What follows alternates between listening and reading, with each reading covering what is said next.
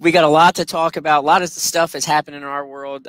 I absolutely love listening to your presentation on, you know, service and how it's kind of the linchpin of hospitality, and it doesn't cost anything, which is even better. So that's usually, it doesn't cost anything to have a smile. It doesn't cost anything to give good service. Just a good attitude, I guess, that goes along with it, and willingness to learn. That's right. So we have lots of great, bright ideas, I think, that are out there, and maybe I'll kind of spin it back to you. Kind of some of the things that you have seen. You know, we're in these unprecedented times, especially in restaurants. You know, restaurants are really taking it right there on the chin. The clubs are taking it a little bit on the chin. The golf courses are kicking tail. They're doing really, really well. It's, you know, golf is like the original social distance sport that's out there. You know, you hit it right, I hit it left, and we'll meet you at the green. So, and then, you know, but really the restaurants that are at these clubs they're kind of pivoting right now. Many clubs rely on the events. Many clubs rely on member events. Many clubs rely on like outings and things like that. And so, you know, as we look and we see, the best operators are pivoting and pivoting fast, and the best restaurants are pivoting and pivoting fast. What are some of the things that you are seeing?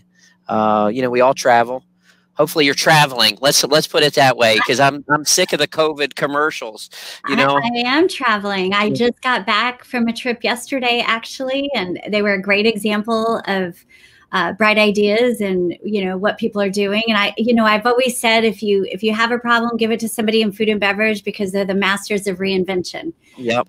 And they're perpetually working shorthanded. So they're very resourceful. You know, always get it done. So if you have a pop-up party, they get it done. If you change your time on something, they get it done.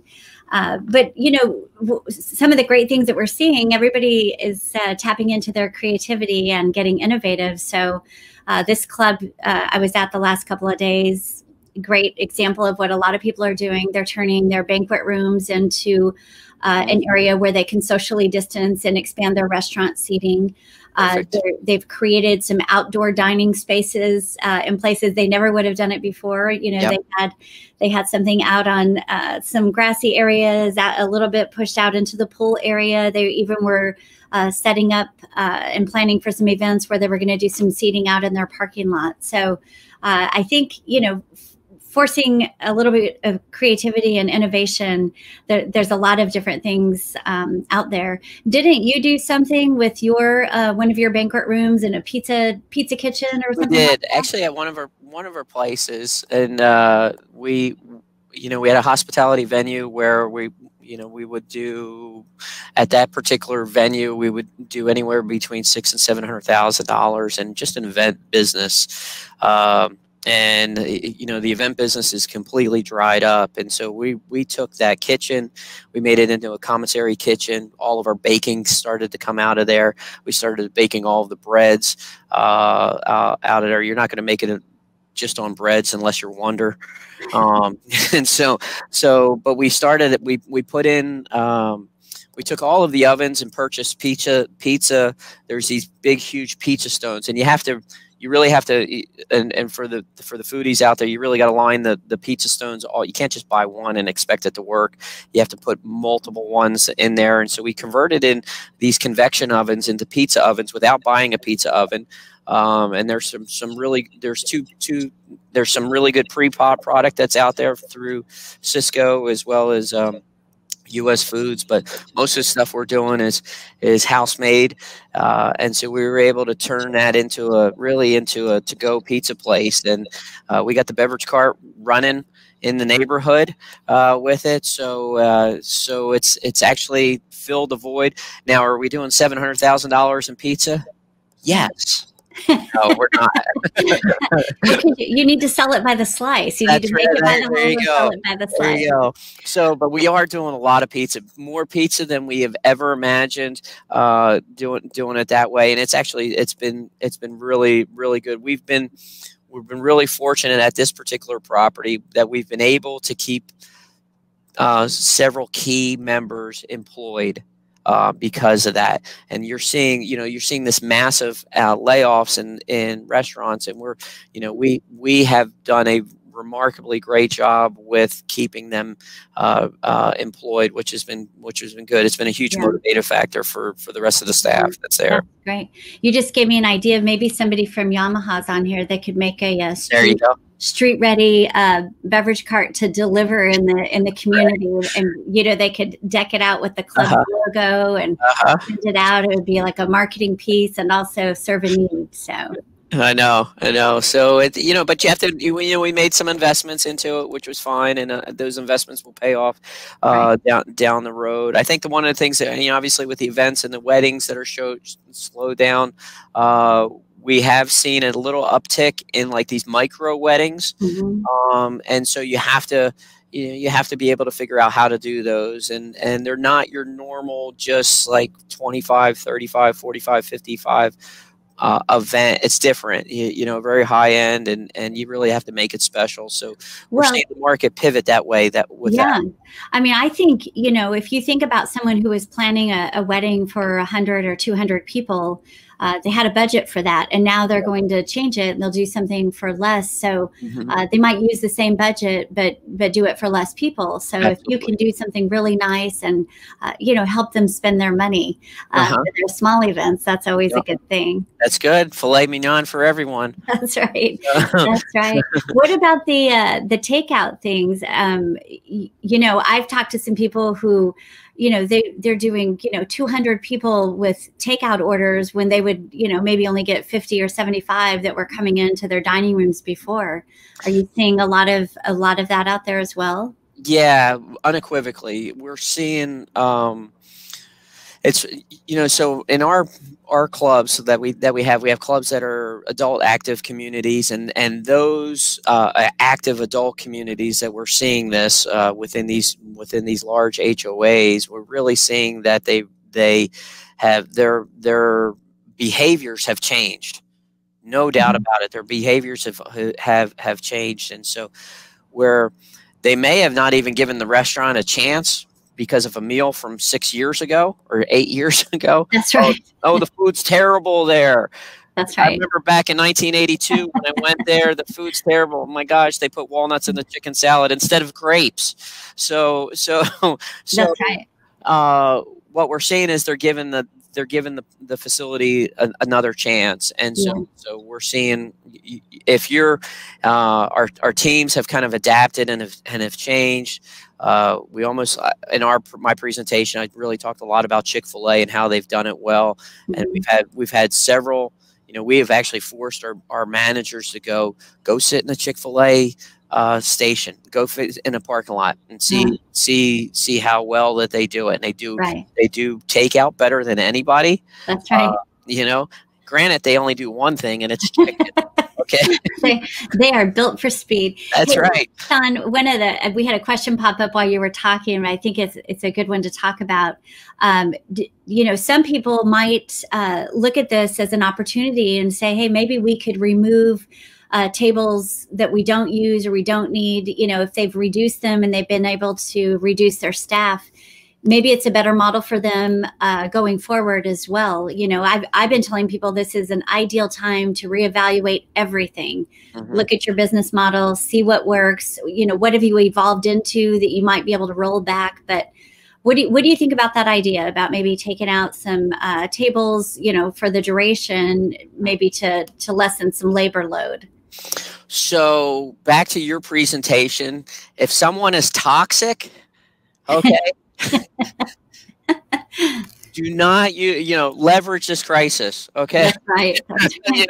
If someone is no good on your team, it's time for a new broom that's sweep clean. Obviously within it, you got to get the people that want to be there, want to be part of it, that goes forward with it.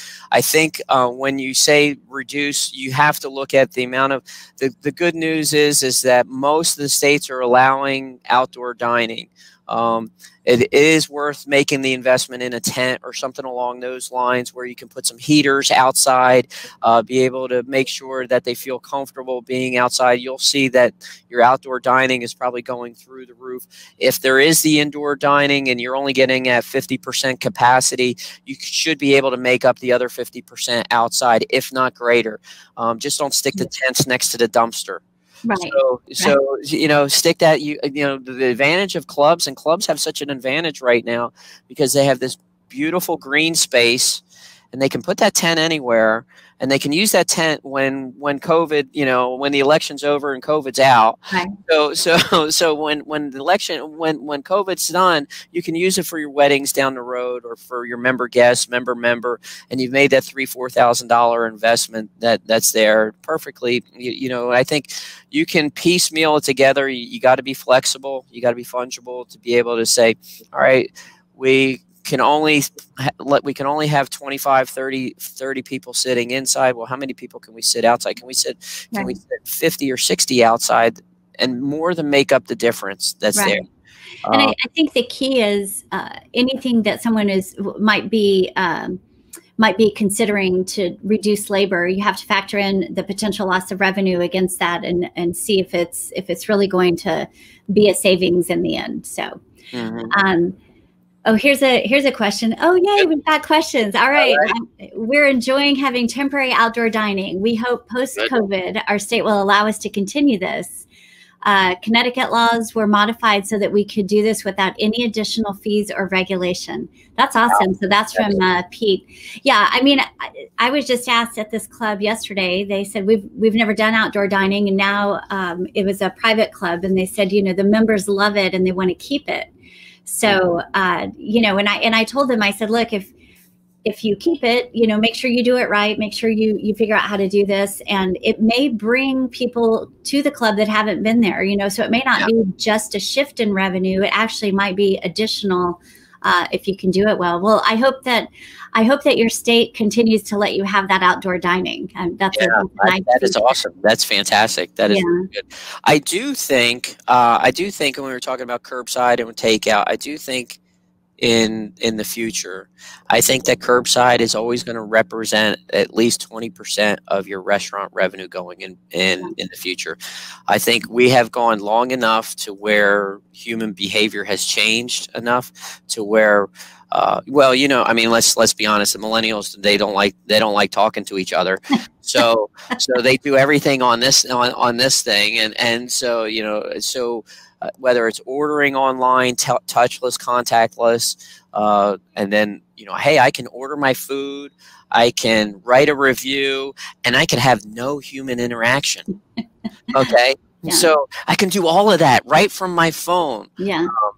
Well, really, it's very scary with that. So, you know, I do think that that's going to be a permanent fixture within restaurants and within clubs. If your club hasn't adapted to that, you have to. Absolutely. And I think, you know, it's just the convenience factor all the way around. I mean, when we started seeing grocery stores start packaging up whole meals to go, and, you know, we were recommending take and bake, gosh, 10 or 15 years ago, because we saw it start to, you know, coming through in other ways. And then when Netflix and chill became a thing and Blue Apron started popping up, then, you know, I think looking at all of those, that's a clear indicator of some things that you can do to add to your food and beverage operation without really a whole lot of extra costs, because you don't have the service labor involved. You just have the manufacturing line, so to speak, to get it to the door. So. Exactly. Yeah. Let's see. We have Allison. Love your picture, Allison. Just upside down. I don't know if she did that on purpose, just to be whimsical. That's great. I think the food and beverage manager is one of the hardest to hire. Do you recommend continuing to kiss frogs to find a good one, or is leasing out your space a viable option? Ooh. No, just eat the frog legs. Forget about it. Okay. I'll let you go, and then I'll chime in if I have any difference. We actually look at this maybe a little bit different, and I agree with you, Allison. 100% food and beverage managers, when you find a good one, just hold on to them for all they worth, because they can make or break the experience at your property. They are the social Roman candle that can make anything happen for you. And if you have a good one, I think important, if you're talking about food and beverage manager, food and beverage director, we do have a preference that person actually comes from the back has come from the back and gone to the front, meaning that they have a core competency in the cooking aspect of it, being a chef or coming from that side of it. We found that we have been more successful with that equation than a front of the house, kind of a maitre d' moving back. And the reason why is ultimately it really matters what you put in your tummy.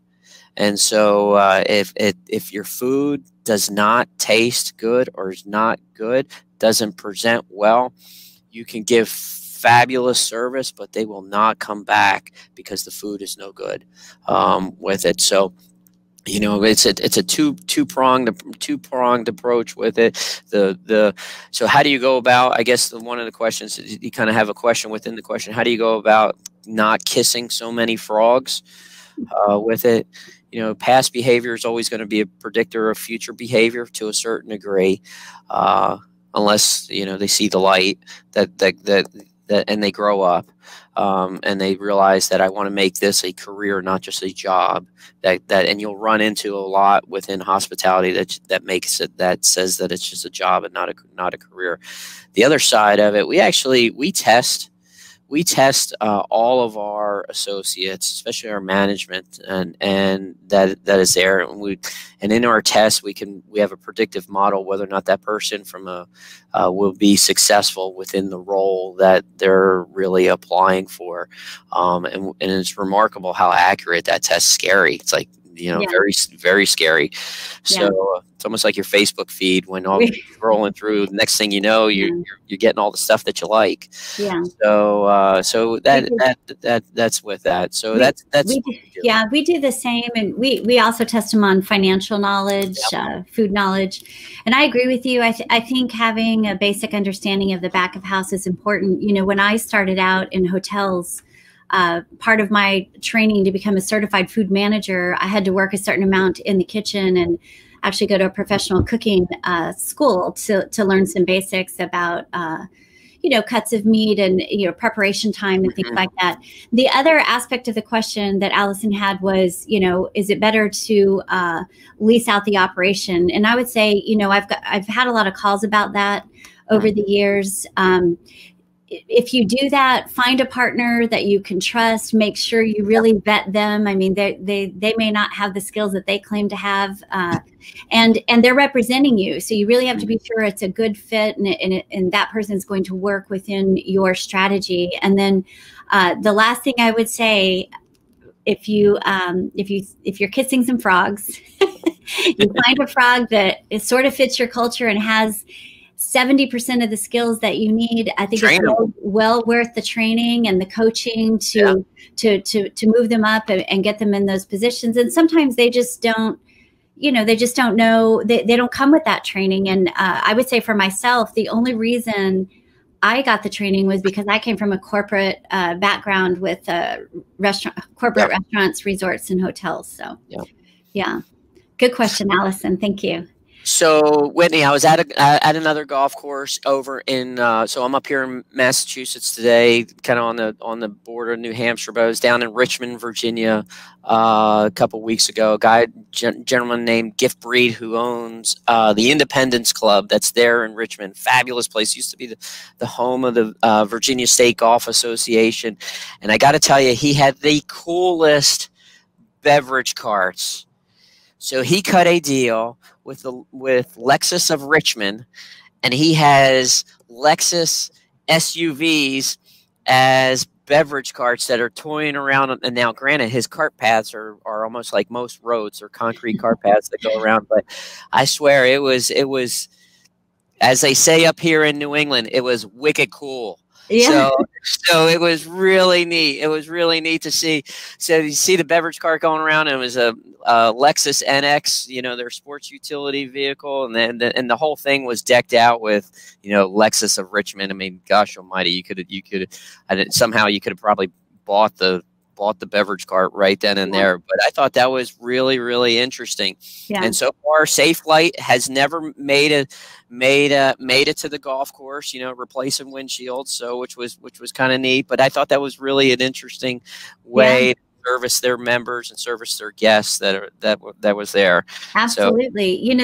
So, there's also, using carts like that is a great thing to do, getting like a food truck or a food trailer that you can move around and use it in different places. I see a lot of clubs going that way, and you can even lease those and rent them. You can get some outdoor kitchens. There's a lot of things out there.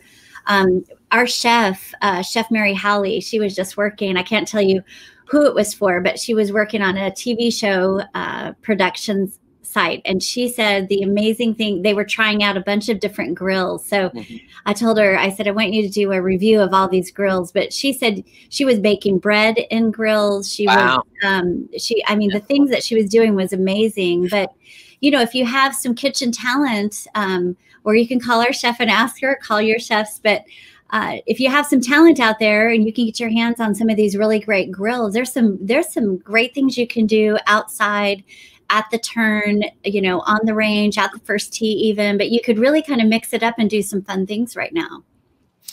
That is awesome. That is awesome. So there was a question about, like, what software do you recommend for online ordering? There's a couple of things. There it is. How about that, man? I'm 3 steps ahead. So there's a couple of different applications that are out there. OpenTable actually does a really nice job. Not a big fan of like the Grub Hubs, because they're taking too much of your margin that's there from a third-party app, unless you're using the delivery service that goes along. And we have used those at some of the restaurants as well. But some of your applications, some of your like Gallus Golf has a food and beverage application that links into the POS system that will ring right up. So if you have, say, like Easy Links or Jonas or one of those club softwares that are out there, this is like a Gallus Golf commercial. They should pay me for this. So they'll link right into your software, so you know that it's coming from an application. And we have used that. We have we have an online texting platform that we use at several of the private clubs that we manage, and that has been a godsend. I'll tell you, that has been absolutely godsend, because then we're able to text them, hey, coming out in 5 minutes. Making sure that everything is, when they get it into the car, that is something that we're able to use. We have, our marketing team does a wonderful job with all the QR codes, with the menus online that goes along with it. I would recommend, if you are doing menus online, condense your menus a little bit. Makes it a lot easier on the back of the house to be able to control the quality that's going out to the car. For the online stuff. Yeah, and I would just add to that, if you haven't embraced online ordering, it's not going away, right? I mean, this is just the ideal time to do it, but you might as well do it now. Take advantage of needing to do it, but it's here to stay. Would you say, Sean? I mean, absolutely. I think it's here to stay. Yeah. Yeah, no question about it. It is definitely here to stay. I think it's going to be. It is generational, and you're seeing, I think, everything that we are experiencing right now, we've just put gasoline on the fire, and what was slowly moving in that direction just moved right to the forefront so quick, with all of, obviously, technology that's out there. Oh, so here's Derek saying they use Toast for their food and beverage point of sale. They have a native online ordering function that works well. I've actually heard of Toast. I've heard good things about Toast. So thank you, Derek. That's great. Absolutely, that's a really interesting system. Yeah.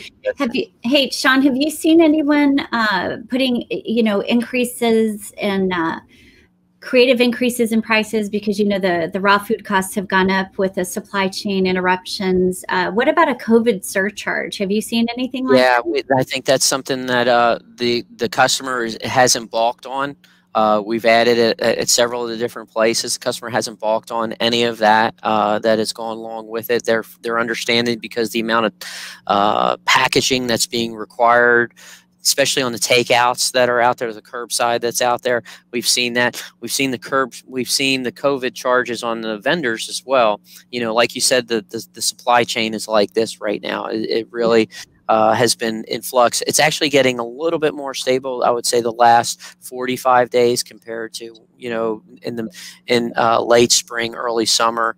That's there, but I don't say, you know, we don't see any issue with it. Yeah, I saw a couple of clubs during this time. They reached out to, you know, and again, it's one of those things that's been coming, but they really took advantage of the situation. They reached out to local farmers, local, you know, produce companies, you know, people, and they really started, they found some better products and some different relationships, and kind of upgraded their menu unexpectedly for really not that much more money. And then they can tell the menu story of using local farms and producers, and then it becomes a really unique kind of competitive edge thing when you have some of that to offer. It certainly is.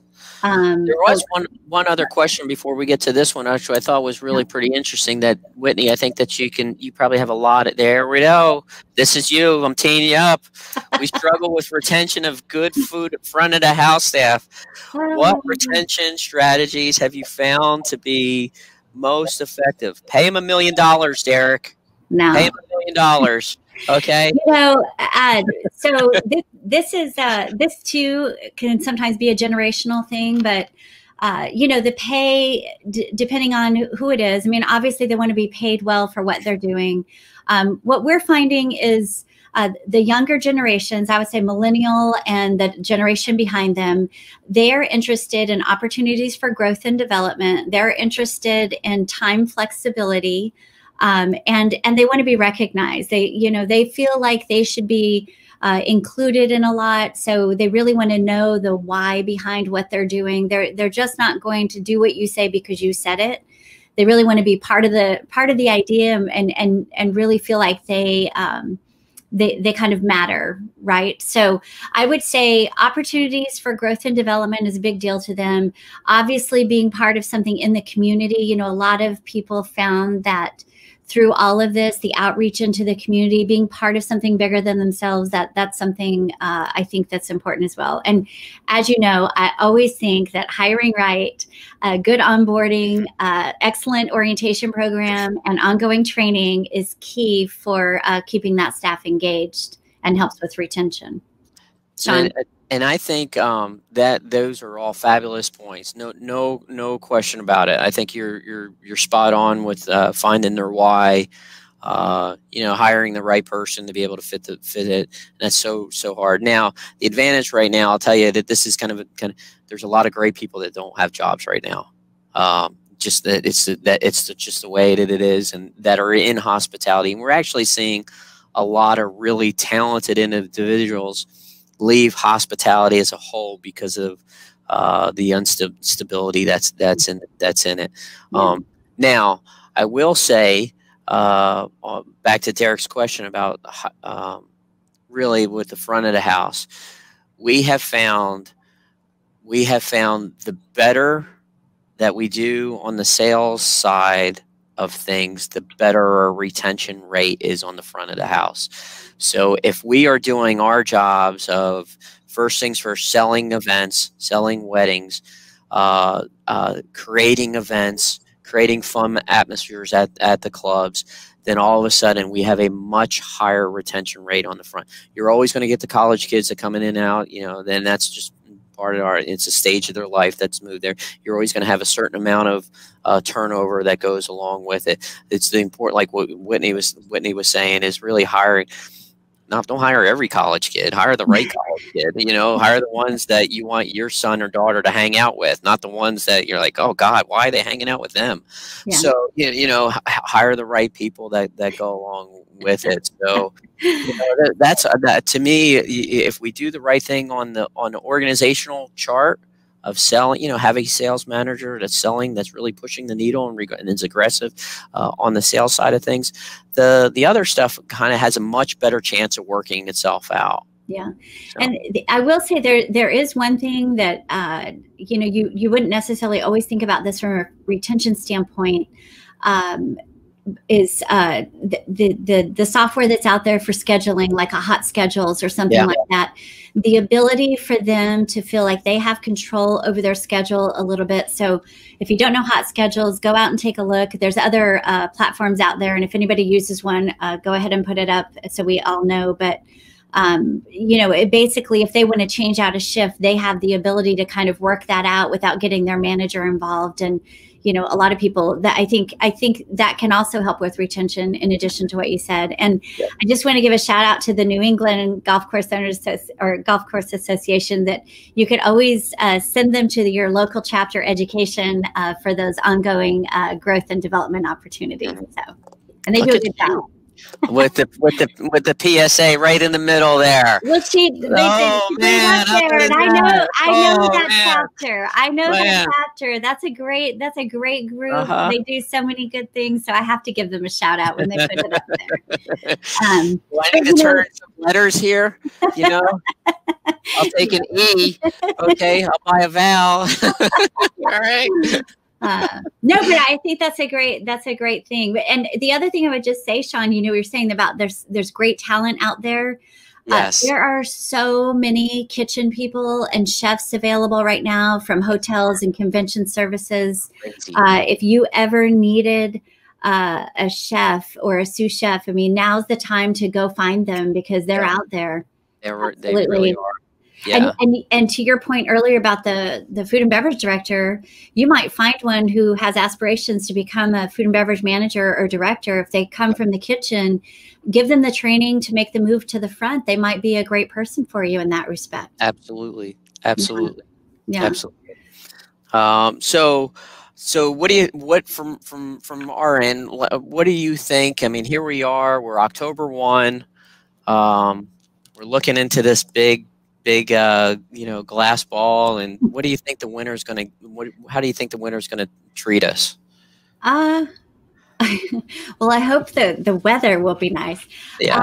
Well, I think that everyone probably needs to have, continue to have a plan A, B, and C, with reopenings.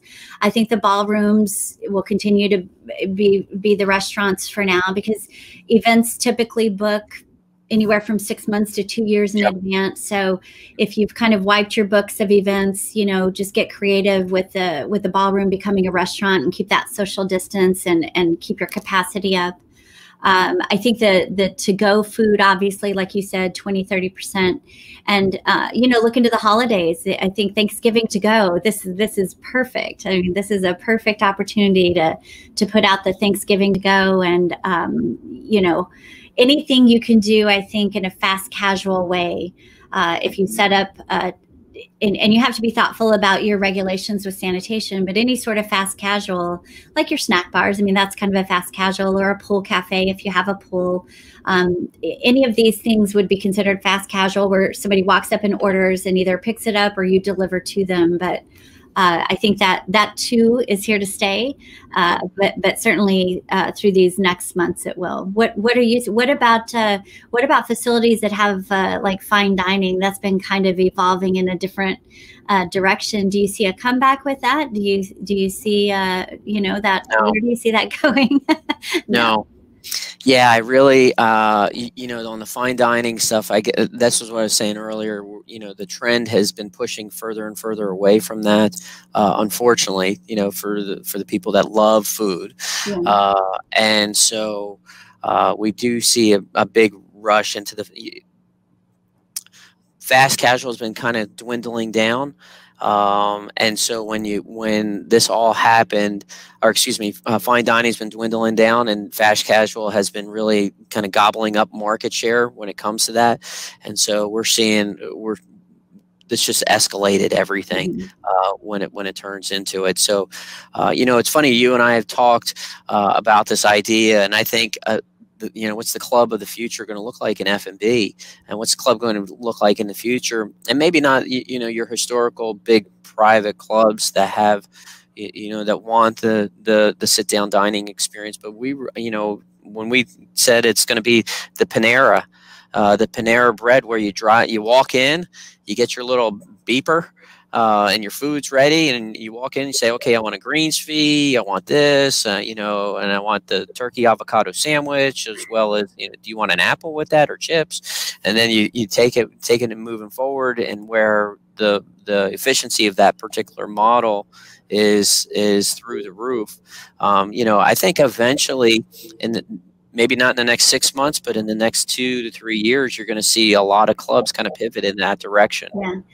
Dave just came on, but wait, Dave, I have one quick thing I just thought Absolutely. of. So, this just came to me when Sean was talking, but what if when somebody's booking a tea time, a little menu can pop up of, pre-order now, and they could order their shirt, they could order a glove, a sleeve of balls, and their lunch, and it just comes in a little package, and they get it when they arrive, or you have it set up where they can get their sandwich at the predetermined time.